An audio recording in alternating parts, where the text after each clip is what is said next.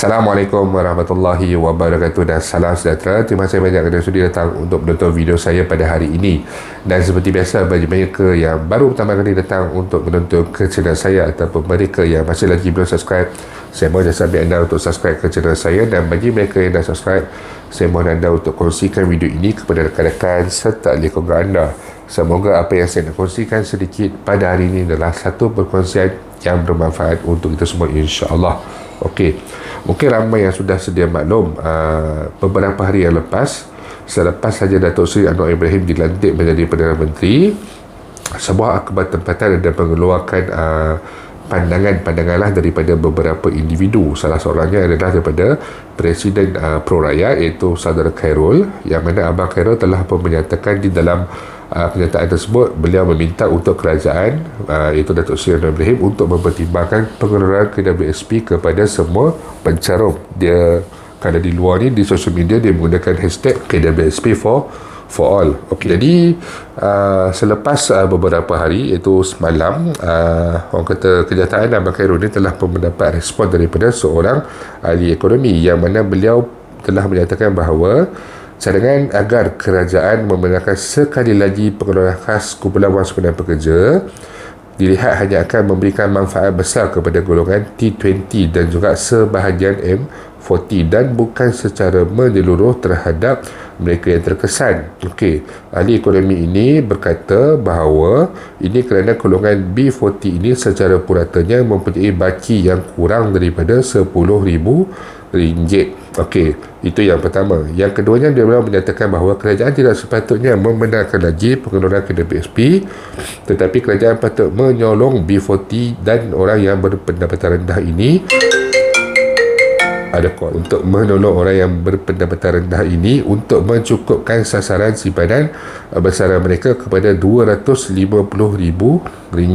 Okey, jadi apabila kenyataan ini memang tidak dinafikan, jika berpandukan kepada pengeluaran KWSP for all, dia akan orang kata mendatangkan manfaat ataupun faedah kepada golongan sebanyak M40 dan juga T20, kerana mereka ini masih lagi mempunyai baki di dalam simpanan KWSP mereka pada kadar yang sangat selesa. Disebabkan itu, ianya jika diberikan secara for all ini, dia tidak dapat mensasarkan kepada golongan yang terkesan. Okey, dan juga apabila dikatakan berkenaan dengan orang kata tujuan untuk mencukupkan simpanan kumpulan wang pencarum pada usia bersaraan dan sebagainya, kita perlu juga faham, kerana dalam tuntutan bersasar pula, tuntutan bersasar ini minta dibenarkan pengeluaran seperti usia 55 tahun bagi suri rumah, ibu bapa tunggal ataupun mereka yang sudah tidak aktif mencarum. Mereka ini juga sebenarnya telah pun kita boleh katakan bersara, iaitu bersara awal. 5 tahun tidak mencarum, 7 tahun tidak bekerja, 10 tahun tidak bekerja. Jadi apa expectation ataupun apa pandangan ahli-ahli ekonomi ataupun daripada kerajaan itu sendiri terhadap golongan ini? Sebab mereka ini sebenarnya apabila 10 tahun sudah tidak mencarum dan tidak bekerja, mereka ini kita boleh katakan sudah bersara. Hal ini disebabkan mungkin mereka terpaksa fokus terhadap orang kata hal rumah tangga lah, especially terutama sekali, ataupun kekangan daripada masalah-masalah kesihatan dan juga perkara-perkara yang lain. Jadi kalau nak kata tentang nak cukupkan wang pada usia persaraan dengan sasaran sebanyak RM250,000, apa maknanya kepada golongan yang memang sudah bersara lebih awal sekarang ini? Apa maknanya nak dicukupkan sehingga RM240,000 ni pada usia 55 tahun, sedangkan kaedah ataupun 55 tahun tersebut mereka sedang alami perkara tersebut pada masa sekarang, dan mereka memerlukan pengeluaran tersebut, pengeluaran 55 itu pada masa sekarang. Kalaulah seorang itu dia dah bersara awal pada usia 43 tahun, contoh, dia perlu menunggu sekitar berapa tahun, 12 tahun lagi untuk membolehkan beliau mengeluarkan keseluruhan wang simpanan beliau. Memanglah ada sedikit kebaikan, iaitu simpanan tersebut walaupun tidak aktif, tidak ada sebarang caruman masuk, tetapi akan menikmati dividen. Cumanya pemberian dividen dan sebagainya ni tidak ada masalah, tetapi masalahnya untuk dia dalam kehidupan seharian dia memerlukan wang. dia memerlukan akses tunai. Jadi ke mana lagi dia nak pergi? Sebab itu kebanyakan pencarum yang sudah tidak bekerja ataupun yang sudah tidak aktif mencarum dan sebagainya, mereka hanya melihat kepada wang caruman KWSP mereka kerana mereka tidak merasakan ada keperluan sehingga usia 55 tahun baru hendak dikeluarkan. Sedangkan sekarang ini mereka sudah sama ada memilih ataupun dipaksa pilih untuk tidak bekerja. Yang seterusnya adalah sebenarnya simpanan persaraan RM250,000 ini adalah sangat kecil dan sasaran yang lebih baik adalah sebanyak 1 juta. Maksudnya apabila sampai usia persaraan 55 tahun, duit KWSP kita ada 1 juta. Kerajaan perlu mencari jalan bagaimana untuk menaikkan pendapatan bukan saja terhadap golongan yang bekerja, malah peniaga, nelayan dan juga petani. Kita perlu mencari jalan untuk menambah kekayaan atau harta bagi setiap keluarga. Dia ambil contoh seperti di Bangladesh, rakyat Bangladesh diberikan tanah secara percuma. Walaupun mereka datang sini kerja, tapi mereka dapat tanah secara percuma. Kemudian mereka kumpul duit di sini, balik di Bangladesh mereka akan buat rumah dan juga sebagainya. Kita banyak terlepas peluang terbabit dan B40 di negara ini tiada harta langsung dan kita kena tolong mereka mencari penyelesaian lain dan bukannya bergantung dengan pengeluaran KWSP sahaja. Berkenaan dengan sasaran 1 juta, sasaran simpanan sebanyak 1 juta ni sebenarnya gaji minimum yang diperlukan jika seseorang itu bekerja pada usia 20 tahun, yakni dia akan bekerja selama 35 tahun. Gaji minimum yang diperlukan adalah sekitar RM5,000.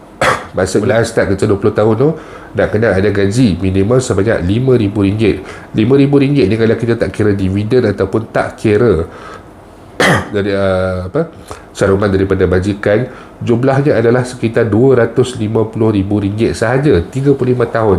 Jadi sebab kita ada caruman daripada majikan, dia akan naik jadi sehingga kepada 600 ataupun 700,000 lebih.